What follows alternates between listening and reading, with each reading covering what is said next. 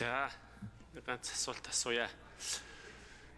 Юу, уул нь бол өмнөх засгийн газар бол энэ асуудлыг компани орондын гэрээгээр зохицуулаад яваад иж болсон юм л да. Ямар нэгэн асуудал үүсэхгүйгээр тэгээ ингээ их хурл руу оруулаад ирнэ. Тухайн үед бол яг хаа засгийн газар юу гэж үзэж исэн бэ гэхээр энэ бизнесийн харилцаа компани хоорондын энийг ингээд сайдаа энийг ингээд боломжтой гэж өмнөх засгийн газар бол үзчихсэн л та. Тэгээд шийдэд болоод исэн.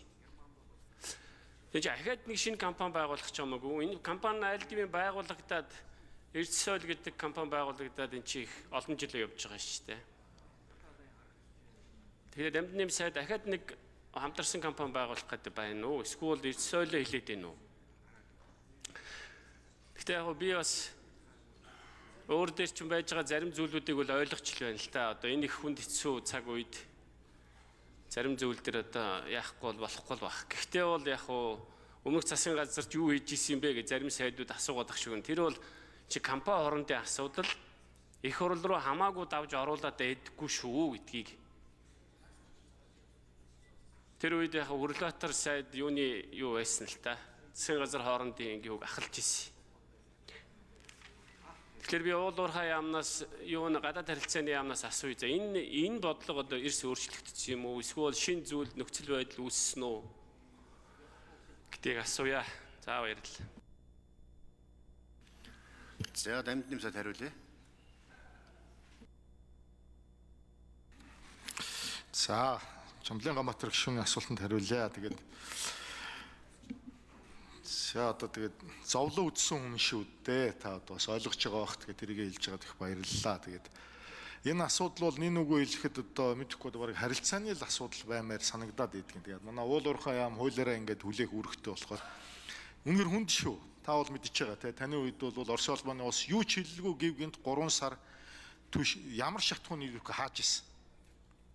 Одоо тэгээд дайны нөхцөл байдалтай дотооддоо хомсдолтой үед бол хувийн аж ахуйн нэгжүүдийн гэрээ хилцэлтэй байгаа үед шууд хаачаад байгаа экспортоо.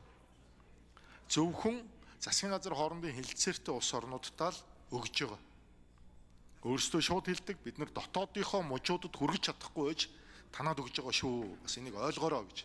Тэгээ энэ гэрээ засгийн газар хоорондын хилцээр хийчүүл бид одоо эргээд цаг тухай бүр одоо ингээл чим нисч ирээл засгийн газар хоорондын асуудал яригдаал ерөнхийлөгч яриад ерөнхий сайд яриад ингээ бужигнаад байна. Яг үннээ хэлэхэд бид нар бол аргацаас аргаал үдээ үрсэн.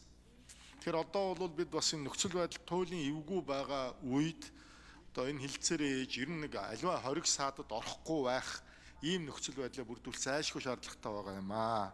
За хоёрдугаарт бол тэр шинэ компанитай холбоотой асуудал яригдана. Өөрөөр хэлбэл би түрүүн тодтогч хэлсэн юу вэ гэхээр энэ компани бол өмч эзэмшихгүй зөвхөн менежмент хэрэгжүүлэх компани болох юм. Тэгэхээр Эрчис Ойл гэдэг компани 60% эзэмшилтэй, Оросын улбаны улсын АРН Аэро гэдэг компани 40% эзэмшилтэй хамтарсан менежментийн компани энэ ажлыг хэрэгжүүлж явах юм.